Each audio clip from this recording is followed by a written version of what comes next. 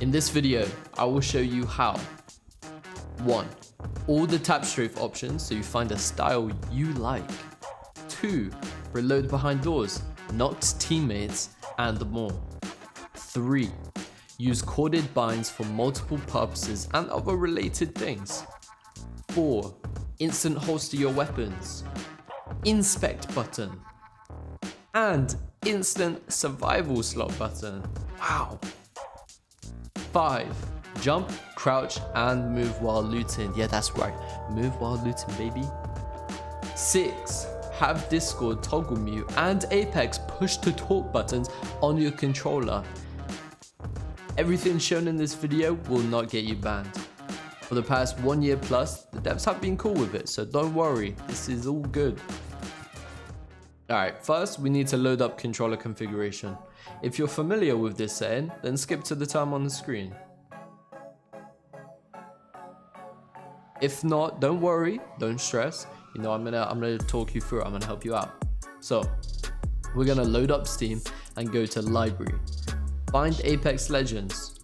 Make sure your controller is plugged in and this should pop up. If it has, awesome. If not, don't stress, restart Steam and double check your controller is plugged in.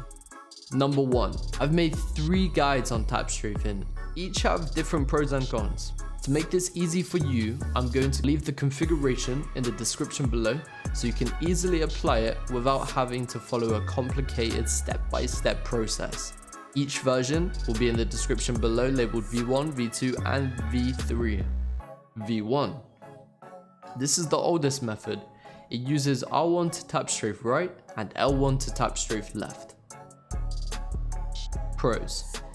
It has the fastest tap strafe left and right due to it being on a button and not an L3 analog like the other versions. For that reason, it simply pulls fast as fuck. I believe it's due to the instant lurch when the button is triggered. Cons. It uses one more button than the other versions, since the others are on L3. On top of that, you also can't tap strafe backwards. Overall, I'd rate this method a 4 out of 10. If you want to try it out, it's labeled V1 in the description below. All you have to do is apply it. V2.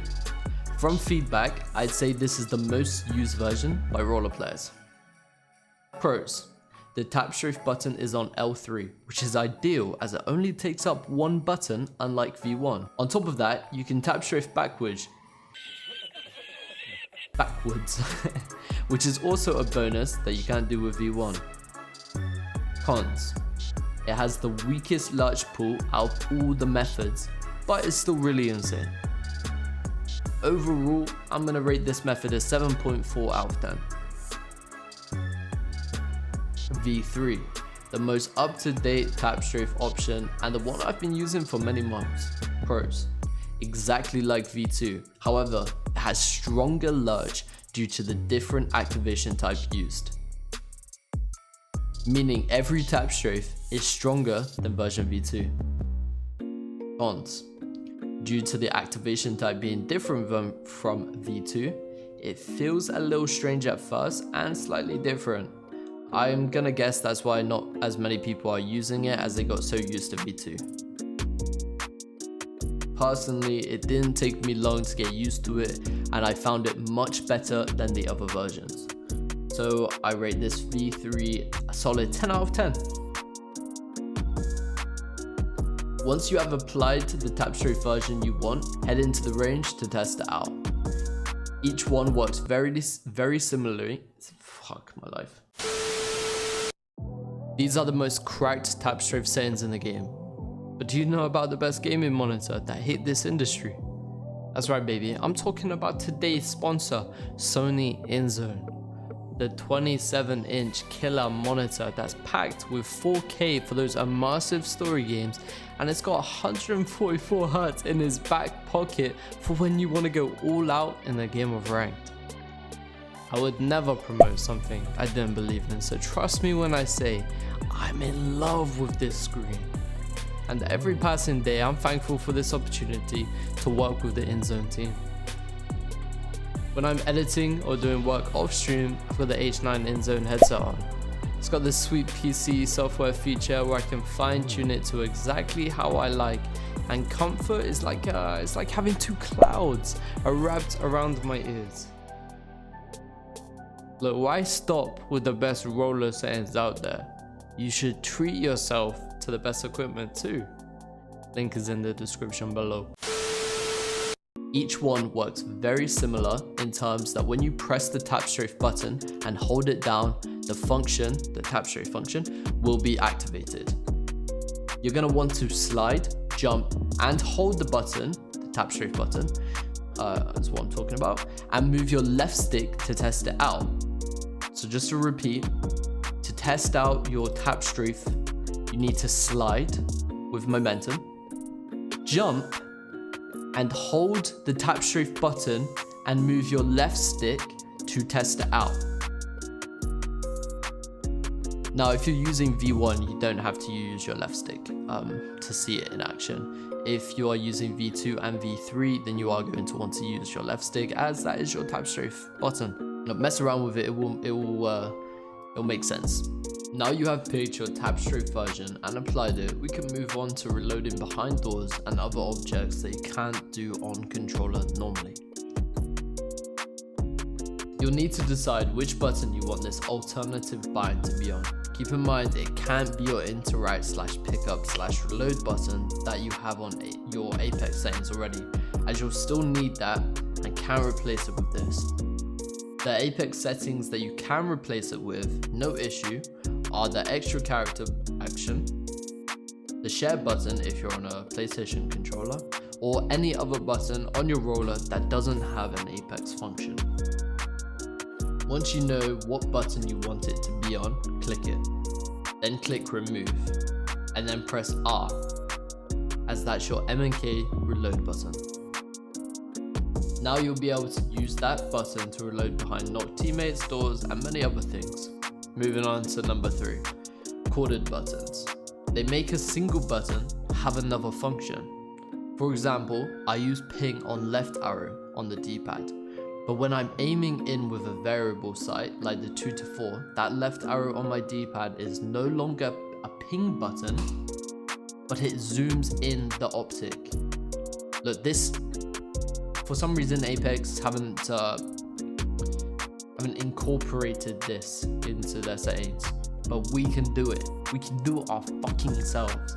First, I click on the left arrow and then create an activator. Once I've done that, I make the activation type corded press and put a bind on my M&K zoom button, which is left shift for me. It will definitely be something else for you, I think, pretty sure. Okay, and then I make the corded button my left trigger.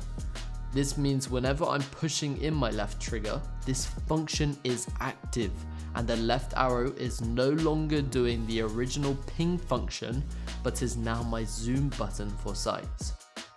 I hope that makes sense. You might not need this depending on your controller layout, but if you do, now you know how it works, like I mentioned before. Number 4. In short, what I'm going to be showing you is how to get rid of having to open your inventory to pull out heat shields, and instead both the inspect button and your survival slot will be on the same button. On top of that, I'll also show you how to have a dedicated instant holster button. Instantly holstering your weapon is something M&K players can do, but controller can't, till now. This is a fairly minor function, but it can speed up gameplay slightly. Okay, so once you know which button you want the instant holster to be on, I'm going to guess that you're either going to make it a corded button function yourself, or do what I do and put it on a button that doesn't have a function at all in Apex. You know, basically a free button, like the share button, for example. All you gotta do is click the button and click the holster button on M&K, which would be a 3 as that's the default M&K keybind. Apex won't let us have both an instant inspect button and an instant survival slot button on your controller at the same time, but with my way you can. This is one of my favorite features and I use it all the time. Like I said before, once I show you how to set it up, you can either copy it exactly or change it to a different button. I use the down arrow for both these functions. Click the bottom D-pad arrow and bind it to your Apex M&K keybind inspect button. For me, that's N. But that's because I changed it to that. So make sure you check yours so you know which one it is for you. Then we add an activator. This is going to be how we use our survival slot. Make the activation type corded press and bind it to your M&K survival slot button. Mine is left alt, yours will probably be different, so make sure you check. Under the corded button, we want it to be left trigger full pull. Now when we load up into the range, you can now use the down arrow to inspect, but when you aim in with L2 and press the down arrow at the same time, it will pull out your mobile respawn beacon or storm shields depending on what you have at the time. Number 6. Taking your hand off your controller to unmute your mic on keyboard for Discord or push to talk to your randoms can be extremely inconvenient and sometimes cost a fight, but you can make both these buttons on your controller easily. Go to your Apex M&K keybinds and look for the push to talk hold. I changed mine to the equals button, but you can have it on whatever is convenient for you. Once you've noted what the button is, go to your controller layout and click the share button. Then click your Apex M&K keybind for the push to talk, which is mine being equals. Once done, go to Discord and open up keybinds in settings. Then create a new keybind and make the action toggle mute and assign it to the same button you have for push to talk, mine being equals. Now when you go into Apex and hold the share button, it will be a push to talk so you can easily communicate with randoms when you press it. And when you press it, it will toggle mute Discord. You want to get rid of the tab strafe configs and go back to default controller. I have a config you can apply in the description that will reset everything to normal. It's titled default controller. This video can be extremely confusing, so I hope I explained it as clearly as possible. Leaving a like, comment and sub would help me out massively. Peace.